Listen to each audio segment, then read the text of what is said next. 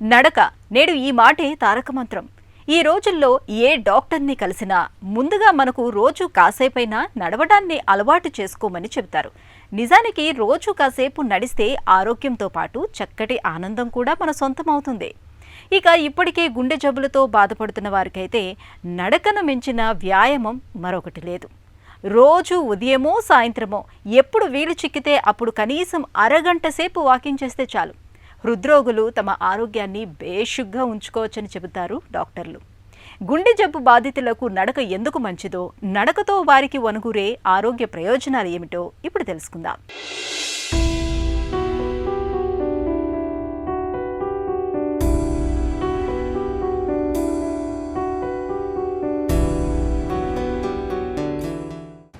నడక చాలా తేలికైన, చవకైన, అందరికీ అందుబాటులో ఉండే, అందరూ చేయదగిన వ్యాయామం.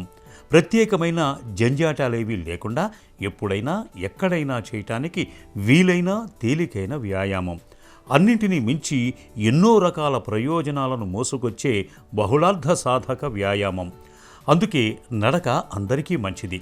అందులోనూ ఇప్పటికే గుండె జబ్బుతో బాధపడే వారికి మరీ మంచిదని వైద్య రంగం ఇవాళ స్పష్టంగా నొక్కి చెబుతోంది.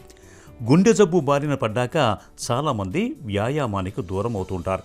చాలా వరకు మందులు, ఆహారపరమైన జాగ్రత్తలతోనే సరిపెట్టుకుంటూ ఉంటారు.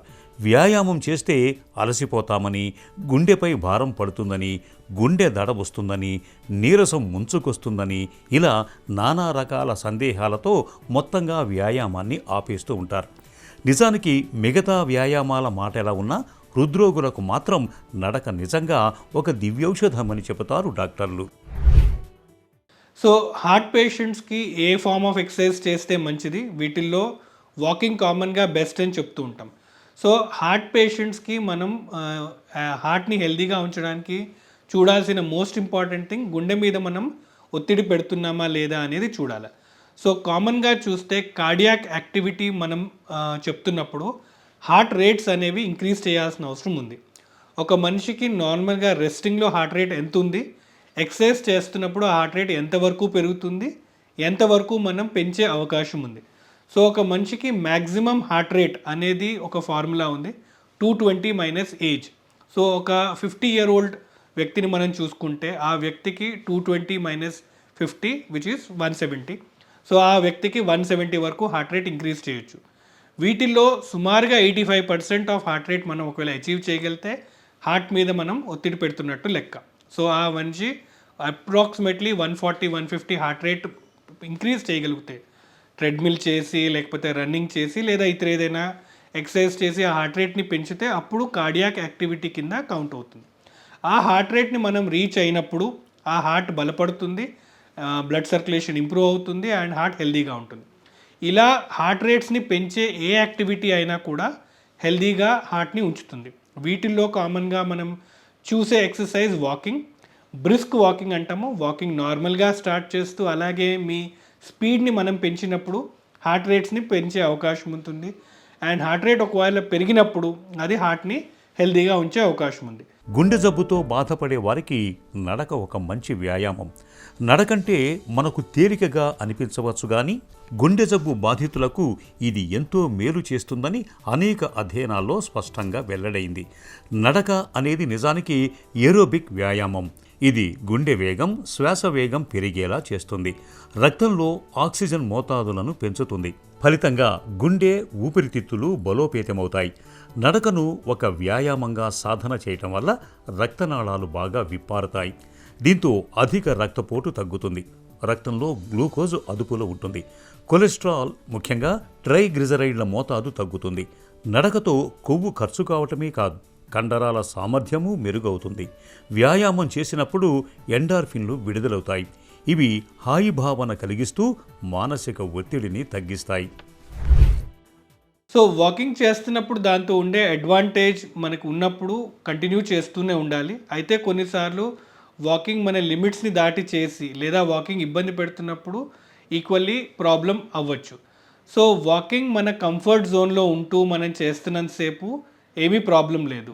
అయితే వాకింగ్ చేస్తున్నప్పుడు కొంతమందిలో ఛాతీలో నొప్పి రావడము, లేదా ఆయాసము, లేదైనా అనీజీ ఫీలింగ్ రావడము, కొన్నిసార్లు కళ్ళు తిరగడం, ఇలాంటి సిమ్టమ్స్ ఏమైనా వస్తే అప్పుడు వాకింగ్ కంటిన్యూ చేయకూడదు, వాకింగ్ ఆపాల్సిన అవసరం ఉంది. ఇది ఏదైనా ప్రాబ్లం అవ్వచ్చు, బాడీ మనకి సంకేతాలని ఇస్తుంది కాబట్టి వాటిని రెస్పెక్ట్ చేసి వాకింగ్ని మనం స్టాప్ చేసేయాలి. ఇబ్బంది ఉన్నప్పుడు వాకింగ్ కంటిన్యూ చేయకూడదు. అలా కంటిన్యూ చేస్తున్నప్పుడు చిన్న ప్రాబ్లమ్ని మనం పెద్దగా చేసి కాంప్లికేషన్స్ చేసే అవకాశం ఉంటుంది. సో కొన్ని రోజులు మంచిగా ఉండొచ్చు, కొన్ని రోజులు బాగుండకపోవచ్చు. సో మన బాడీని మనం అర్థం చేసుకుంటూ, మన కెపాసిటీని మనం రెస్పెక్ట్ చేస్తూ వాకింగ్ చేస్తున్నప్పుడు ప్రాబ్లం రాదు. కొన్ని రోజులు 2 కిలోమీటర్స్ మనం నడిచే అవకాశం ఉంది, బట్ కొన్ని రోజులు నడవకపోవచ్చు, బట్ దట్ ఈస్ ఓకే. ఆ రోజు ఆగిపోవచ్చు, మళ్ళీ నెక్స్ట్ డే రెజ్యూమ్ చేయొచ్చు.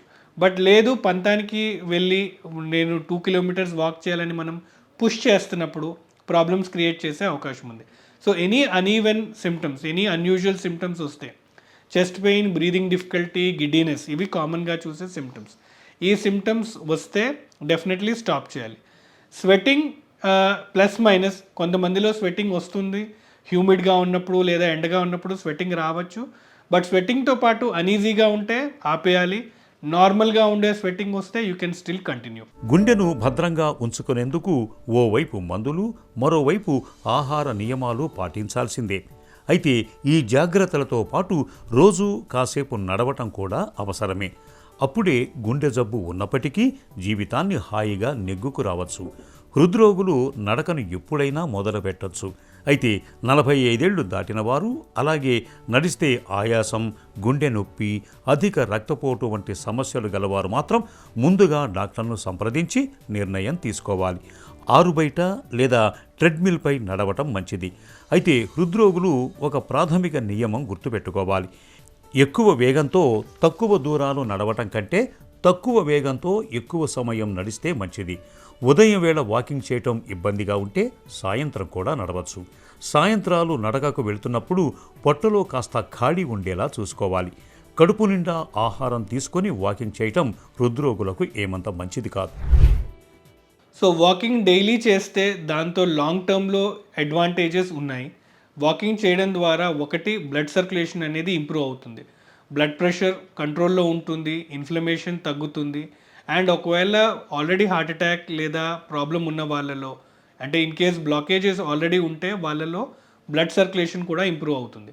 వీటిని కొలేటరల్ సర్క్యులేషన్ అంటాము. ఎలా అయితే ఒక blood vessel, main blood vessel black అవుతే పక్క నుంచి చిన్న చిన్న బ్లడ్ వెజల్స్ అనేవి గ్రో అయ్యి బ్లడ్ సర్క్యులేషన్ని కంటిన్యూ చేస్తుంటాయి. ఈ కొలేటరల్ సర్క్యులేషన్ ఇంప్రూవ్ అవడానికి మోస్ట్ ఇంపార్టెంట్ అడ్వాంటేజ్ వాకింగ్ చేయడం ద్వారానే ఈ కొలేటరల్ సర్క్యులేషన్ ఇంప్రూవ్ అవుతుంది.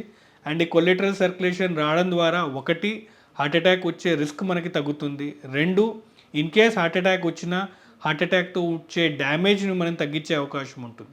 సో వాకింగ్ కంటిన్యూస్గా ఆర్ లాంగ్ టర్మ్లో చేయడం ద్వారా ఈ కొలేటరల్ సర్క్యులేషన్ ఇంప్రూవ్ చేసి మనం హార్ట్ అటాక్స్ నుంచి రాకుండా హెల్ప్ అవుతుంది. ఇది హార్ట్కి ఒకటే హెల్ప్ అవ్వదు, అలాగే మిగతా ఆర్గన్స్లో కూడా ఈక్వల్లీ ఆ అడ్వాంటేజ్ ఉంటుంది. లైక్ బ్రెయిన్ స్ట్రోక్ రాకుండా కూడా అది హెల్ప్ చేస్తుంది, బ్రెయిన్ సర్క్యులేషన్ కూడా ఇంప్రూవ్ అవుతుంది. అలాగే పెరిఫెరల్ డిజీజ్, కాళ్ళల్లో కూడా రక్త సరఫరా ప్రాబ్లం ఉంటే ఈ కొలేటరల్ సర్క్యులేషన్ ఇంప్రూవ్ అవడం ద్వారా మనకి కాఫ్ పెయిన్ కానీ ఈ యాంపిటేషన్స్ అవి రాకుండా అవుతుంది. నడకను సాధన చేయటంలో హృద్రోగులు తప్పనిసరిగా కొన్ని జాగ్రత్తలు తీసుకోవాలి. కాటన్, పాలిస్టర్ దుస్తులు చెమటను బయటకు పోనీయవు కాబట్టి నడిచేటప్పుడు ఇలాంటి దుస్తుల్ని ధరించకూడదు. మొదటి 5 నిమిషాలు చాలా మెల్లగా నడవాలి. దీంతో శరీరం వ్యాయామం చేయటానికి అనువుగా తయారవుతుంది. కండరాలు, కీళ్లు కదులుతాయి.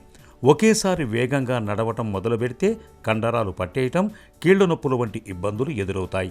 మెల్లగా 5 నిమిషాలు నడిచిన తర్వాత 30 నిమిషాల సేపు వేగంగా నడవాలి. నడకలో వేగం మూలంగా ఆయాసం వంటివి రాకుండా చూసుకోవాలి. వేగంగా నడిచిన వెంటనే నడవటం ఆపరాదు. మెల్లిమెల్లిగా వేగం తగ్గించుకుంటూ రావాలి. అలా తక్కువ వేగంతో 5 నిమిషాలు నడవాలి. దీంతో కండరాలు పట్టేయటం వంటివి ఉండవు. ఒక్కసారిగా వేగాన్ని ఆపేస్తే తలతిప్పు రావచ్చు. రోజుకి ఇలా ఒక అరగంట పాటు నడకను అలవాటు చేసుకుంటే చాలు. గుండె జబ్బును చక్కగా అదుపులో ఉంచుకోవచ్చు. అన్నిటికీ మించి గుండె జబ్బులు రాకుండా నివారించుకోవచ్చు.